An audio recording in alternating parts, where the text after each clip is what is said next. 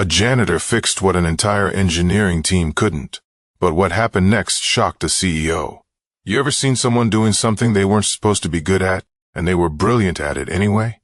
That's what happened on a random Tuesday night in Fort Wayne, Indiana. It was almost 9 p.m. when Calvin Rodas pushed open the heavy metal door that led into the old storeroom behind the logistics bay at Brylock Industries. He was still in his uniform, dark gray coveralls with maintenance stitched over the chest. But the sleeves were rolled up and his face had that tired but focused look. The kind you see on someone who's working, not because they have to, but because they want to. The building was quiet now. Most of the staff had been gone for hours. The only sounds came from a half-broken vending machine near the break room and a flickering light that stubbornly refused to stay off. Kelvin made his way past shelves of dusty parts, stacks of old monitors, and bins full of tangled wires. This place wasn't pretty, but it was where he came to think. In the back corner of the room sat a beat-up sorting unit 7 times, a key piece of equipment for the warehouse. It had stopped working months ago, written off by the engineers as more trouble than it's worth. It wasn't Calvin's job to fix it, but for the past few weeks he'd been slowly chipping away at it after hours. He had no manuals, no help, and no real reason to care. But Calvin liked broken things. Always had. As a kid, he used to take apart old radios, VCRs, even lawnmowers just to see if he could get them running again. Most kids grew out of that phase. Calvin didn't. He laid out his tools like a surgeon. Socket wrench, voltmeter, soldering pen, small LED flashlight. Beside him was a flattened cardboard box where he'd scribbled a rough schematic in pencil. Circles, arrows, notes, the kind of thing no one but him would understand. He slid under the machine and got to work. "Come on," he muttered, gently adjusting a coil. "I know you got more in you." The machine let out a soft grind and nothing. He didn't flinch, just smiled. "You're stubborn. I like that." Meanwhile, in another part of the building, Miles Henley, Brylock's CEO, had just returned from a dinner meeting. He'd left his laptop on his desk, something he never did, and came back alone to grab it before his early flight the next morning. As he walked past the storeroom, he noticed something strange. The door was cracked open and there was light spilling out. He paused. He figured it was security or one of the cleaning crew. But then he heard something, a whirring, not the usual kind. This was mechanical, rhythmic. Curious, he stepped closer, quiet, cautious. And that's when he saw it. Through the open doorway, barely visible behind a tall shelving unit, he saw Calvin kneeling next to the sorting machine, focused, calm, hands moving with confidence, not guessing, knowing. Then the machine jerked once, twice, then it started moving slowly at first, then smoother. The arm lifted apart, scanned it, sorted it correctly, dropped it into the bin, then it did it again and again. Miles blinked. That thing was supposed to be dead. And this guy in a maintenance uniform, he brought it back. He didn't move. He just stood there watching. He wasn't angry. He wasn't confused. He was stunned, but something told him this was more than a fluke, and he needed to see what else this man could do. Miles stayed in the doorway longer than he meant to. Something about the scene in front of him felt out of place. Not wrong, just unexpected. Calvin didn't notice him at first. He was too deep into it. Eyes moving between the flashing indicator lights and the control panel he'd rigged up using an old circuit board and a cracked tablet screen. "All right," Calvin muttered under his breath. "Voltage is steady. Let's see how you handle real-time sequencing." He tapped a wire into place with the back of a screwdriver, then flipped a switch. The machine rattled again, louder this time. The small robotic arm picked up another package and sorted it cleanly. Then another, then 3 at once. It was faster, smarter. The pauses were gone. Miles let out a breath. Calvin looked up. He froze. They made eye contact. 1 beat, 2. "Mr. Henley." Calvin's voice came out slower than usual, like he wasn't sure if this was real. Miles took a few steps into the room. "I didn't mean to sneak up on you." Calvin stood up, wiping his hands on a rag. His posture stiffened. "Sorry, sir, I didn't mean to break any protocols. I just thought you fixed that." Miles pointed at the unit. "That sorting system?" Calvin hesitated. "Yes, sir. Been working on it for a while now, just off the clock." Miles narrowed his eyes, but not in anger. "And it's working. Calvin nodded mostly. Still a couple bugs in the scan timing, but the motor's clean. I rewired the main board and bypassed the fried controller. Took some parts from the return shelf. Hope that's all right. Miles stepped closer, studying the machine. Engineering said it was unfixable, he said quietly. I guess they didn't want to bother with it. Silence. You an engineer, Rhodes? Calvin shook his head. No, sir, not on paper. Miles looked at him. Really looked. The calloused hands, the worn-down boots, the precision in the way everything was laid out. Where'd you learn to do this? Calvin glanced at the floor like the answer might be hiding in the cracks. Had a scholarship to Purdue Electrical Engineering. 3 years in, my dad got sick. Bills piled up. I left school, took whatever work I could find. You never went back. Thought about it. Life got busy. People stopped asking. After a while, I stopped telling. Miles didn't speak. He just stared at the machine, watching it work.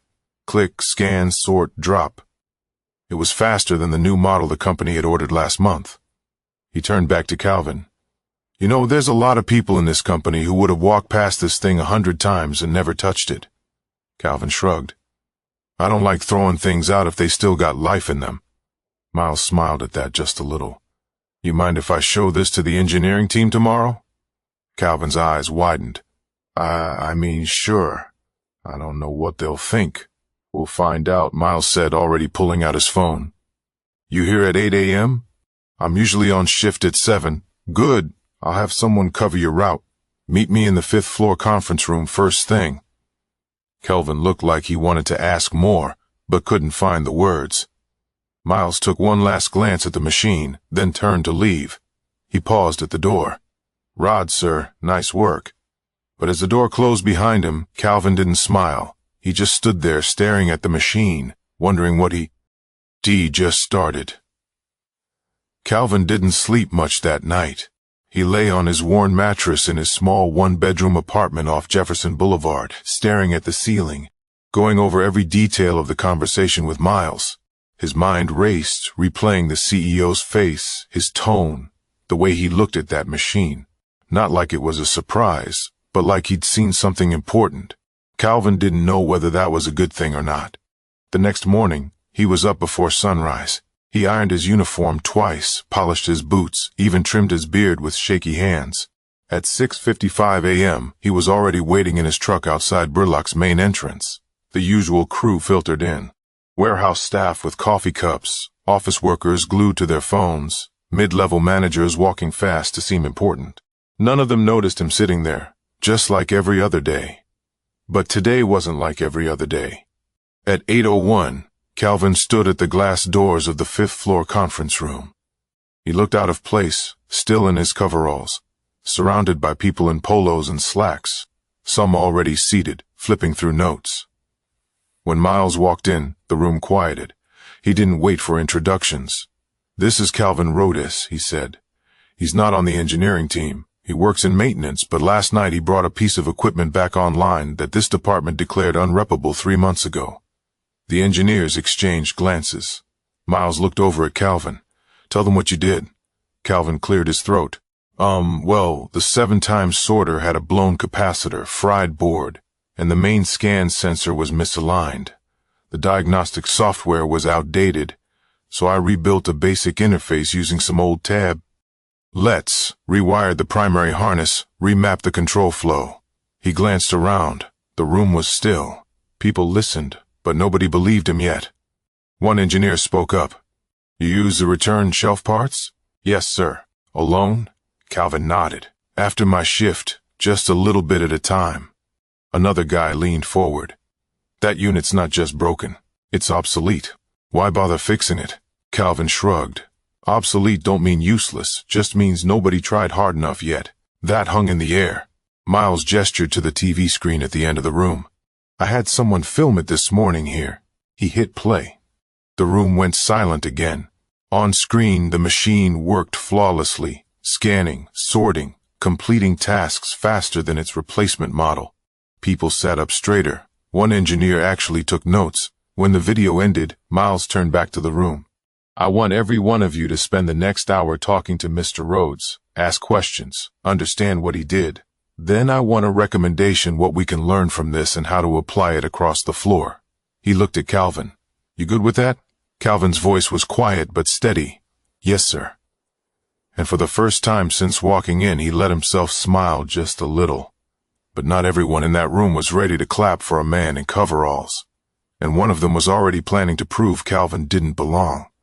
The hour that followed felt like a whirlwind. People who had never said more than good morning to Calvin now surrounded him with notepads and questions. Some were curious, others skeptical. A few just wanted to poke holes in what he did. A short, sharp-tongued guy named Trevor Bain, one of the senior systems engineers, spoke the loudest. So you're telling me you rerouted a triple-channel relay with what? Spare parts from the recycling bin? Calvin nodded calmly. And a little copper wire I stripped from an old floor fan. Trevor smirked like he'd caught a lie. That's not even in the manual. I know. That's why I didn't use the manual. A couple of the younger engineers chuckled, but Trevor wasn't laughing. And where exactly did you learn any of this? Calvin didn't blink. I told Mr. Henley yesterday I studied electrical engineering at Purdue, made it to my junior year. Trevor folded his arms. But no degree, no credentials, no certifications. No, sir. And yet you think you can teach us something? That one stung. Calvin took a breath, steady and controlled. I'm not here to teach anybody anything, he said. I just saw something broken and fixed it. That's all. Miles, who had been quiet for a few minutes, finally stood up. Trevor, are you saying we should ignore someone's talent because they didn't take the right path? Trevor shifted in his seat. I'm saying we can't build an engineering strategy around one guy with no formal training. Miles raised an eyebrow. That one guy fixed the system. None of you could in his spare time with no team, no tools, and no budget. Trevor opened his mouth to reply, but Miles cut him off. This isn't about titles anymore. It's about results. The room fell quiet again. Then a soft voice from the corner broke the tension. He rewired the signal pathways to run cleaner than factory spec, said Elise Tran, a young software engineer. I checked it myself. It's not just fixed, it's better. Calvin glanced at her, surprised. She gave him a small nod. I've been here 2 years. I've never seen anyone do what you did. Miles smiled. That's what I wanted to hear. He turned back to Calvin. How'd you feel about spending a few weeks with our team upstairs? Just a trial period. Learn some systems, share some ideas, see where it goes. Calvin hesitated. He wasn't used to this kind of spotlight. I mean, I'd still be on maintenance. No, Miles said. I'd put you on special assignment directly under me. Calvin glanced around the room. Trevor looked like he'd just swallowed a lemon. Elise gave him a quiet thumbs up. You'd be giving me a shot? I'm giving us a shot, Miles said. We need people like you. People who see potential in things everyone else overlooks. Calvin finally nodded. All right, let's see what happens. But as he walked out of that room, badge still reading maintenance, he knew this wasn't just a promotion. It was a test, and not everyone wanted to see him pass. The following Monday, Calvin showed up on the 5th floor. This time, not in coveralls. He wore a crisp button-down shirt, khakis, and borrowed dress shoes that were a half size too tight. But he didn't complain. He carried a plain black notebook and a pen with no cap, no laptop, no fancy gear, just him. The engineering team didn't roll out the red carpet. Some nodded politely. A few avoided eye contact. Trevor didn't speak at all. Miles had given Calvin an empty desk and an open invite to sit in on team meetings. He wasn't expected to lead, just observe, learn, contribute when he could. By Wednesday, Elise had started asking him for input. By Friday, he was sketching wiring diagrams on the whiteboard in the break room. People began to notice his handwriting, tight, fast, almost artistic. One afternoon, with troubleshooting a faulty conveyor alignment script, Calvin quietly rewrote a section of code that had been throwing errors for weeks. He didn't announce it, just taped a note to the monitor. Try this version. Might run cleaner. It did, and faster. That's when the shift began. The whispers around the office turned from maintenance guy to, who is this guy? But Trevor wasn't done. He started picking apart Calvin's notes during meetings. Subtle digs, comments disguised as feedback. You sure that's the best way to approach a voltage drop? Interesting idea. but probably not practical. Rhodes, can you remind us what textbook that method came from? Calvin never fired back. He just listened, adjusted when needed, and kept showing up. One Thursday morning, Miles called a full department meeting. Everyone assumed it was about the new scanner rollout. It wasn't. Instead, he rolled out a side-by-side comparison. 2 sorting systems, one standard, one Calvin's rebuild. The room watched the footage in silence. Calvin's version sorted nearly double the volume, fewer errors, less downtime. Then Miles turned to the group. 3 months ago, this machine was considered scrap. Now it's our new internal benchmark. He clicked to the next slide. Internal systems efficiency upgrade. Lead C Rhodes, gasps. A few scattered claps, then silence. Trevor raised his hand. Respectfully, Miles, don't you think this is moving a little fast? I mean, we still don't know what his long-term capabilities are. Miles didn't hesitate. I do. I've seen it. He looked around the room. I've learned something these past few weeks. Sometimes brilliance doesn't come in a suit. It doesn't always have a diploma behind it. And if we wait for someone to hand us their credentials before we listen, we'll miss the ones who've been teaching themselves under fluorescent lights and behind mop buckets for years. People looked at Calvin, really looked. Miles continued, if anyone in this room has a better system ready to deploy, speak up. Silence. Trevor didn't move. Then Elise raised her voice. He earned that lead spot, period. Others murmured, agreement. Calvin stood awkwardly, not sure what to say. Miles turned to him. You good with the assignment? Calvin cleared his throat. Yes, sir. I've got some ideas already. Trevor finally spoke, but this time quieter. Guess I'll be reporting to you now, huh? Calvin gave a half smile. Nah, we're all building the same thing. As far as I'm concerned, we're teammates. But deep down, Calvin knew this wasn't about titles or revenge. It was about showing what someone can do when the world stops underestimating them. 2 weeks into the new role, Calvin's life looked different. He still lived in the same apartment, still drove the same beat-up Ford Ranger with the squeaky belt, and still fixed his own plumbing when the sink leaked. But something had shifted. The way people looked at him, the way they spoke to him, the way they listened. One morning, he walked into the office and found a fresh badge on his desk. Kelvin Rhodes, Systems Development Lead Tech. He didn't ask for it, didn't expect it. He just stared at it for a long time before quietly clipping it to his shirt. He spent his days drawing out redesigns, proposing hardware adjustments, even mentoring interns on how to strip and repurpose outdated tech. His office was still more cluttered than the rest. Old fans, busted remotes, extra wiring. And yet somehow it felt like the nerve center of the whole floor. He didn't brag, didn't boast, but word had spread across departments, through break rooms, all the way down to the janitorial staff who now gave him a knowing nod when they passed. Make us proud, Cal, one of the nighttime security guards said one evening. But the biggest change, he started believing it himself. Still, not everything was smooth. The pressure was heavier now. There were deadlines, expectations. Higher-ups from corporate started visiting, asking questions, sitting in on meetings with stiff faces and stiff suits. One of them, a man from the Cincinnati division named Derek Flanagan, pulled Miles aside after a demo. You're telling me a former janitor is leading your most sensitive upgrade rollout? Miles didn't flinch. No, I'm telling you our most capable team member is leading it. Derek scoffed. What happens when it falls apart? Then we fix it like he's been doing since the day we met. Back in his workspace, Calvin could feel the eyes. People checking his diagrams, double-checking his specs, waiting, and it started to get to him. One night, long after most had left, he sat at his desk, shoulders hunched, staring at the redesign he'd been working on for days. Nothing was clicking. He rubbed his eyes.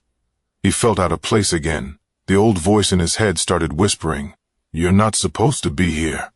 He stood about to pack it in when someone knocked softly on the door. It was Elise. "You all right?" she asked. He hesitated. "Yeah, just tired." She walked in, pulled up a chair, and sat across from him. "Can I tell you something?" she said. "Sure." First week you joined us, I went home every night, thinking I wasn't good enough to keep up." He looked at her, surprised. "I mean it," she continued. "You saw things we missed. Did things I didn't think were possible. and you never made any of us feel small for it. Calvin looked down. Some days I don't know if I'm fooling everyone or just fooling myself. You're not, she said. You belong here. You've always belonged here. We're just lucky we finally noticed. He smiled just a little. Then he turned back to the schematic. Something clicked. Wait a second. Elise leaned in as he grabbed a pencil and started sketching a new line across the diagram. His hand moved faster, more confident. That's it, he said. That's the missing link, she grinned. Told you. But even as the solution came together, neither of them knew how far this moment would ripple. Not just through the company, but through every unseen person quietly holding the world together behind the scenes. A month later, the new system went live. Not just in Fort Wayne, but across all 5 Brillock distribution centers. Calvin's design didn't just outperform expectations. It reset the company's standard operating procedures. Efficiency jumped, downtime dropped, and suddenly the name Calvin Rodas showed up in internal memos, logistics reports, and most shockingly to him, a corporate newsletter. He read that line 5 times before it sank in. Calvin Rodas, lead technician, spearheaded the design of our new adaptive sort system built entirely from recycled tech and ingenuity. No titles before his name, no degrees after it, just the truth. He didn't celebrate with a big speech or a party. He didn't want any of that. After the rollout, Calvin took a quiet walk back to the old storeroom where it all started. The lights flickered, same as always. The vending machine still made that weird sound when it ran. But now there was a new nameplate on the sorting unit. Refit and restored by Kroos, February 2025. He stood there just looking. That's when Miles showed up behind him.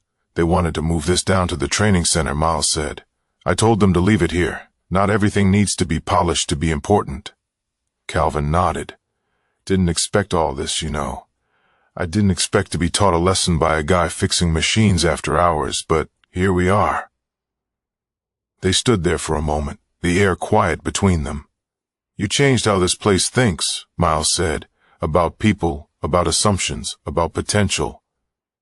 Calvin didn't know what to say to that. I just wanted to make something work, he said.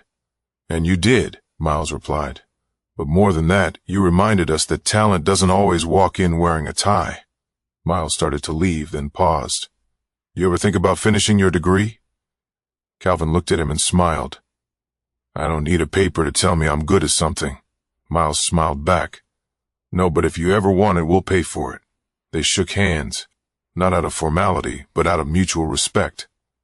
As the CEO walked away, Calvin stayed for a bit longer. In that cluttered little room, surrounded by parts nobody else wanted, he'd built more than a machine. He'd built belief in himself, in others like him, in the idea that sometimes the most overlooked people are the ones holding the solutions the world desperately needs.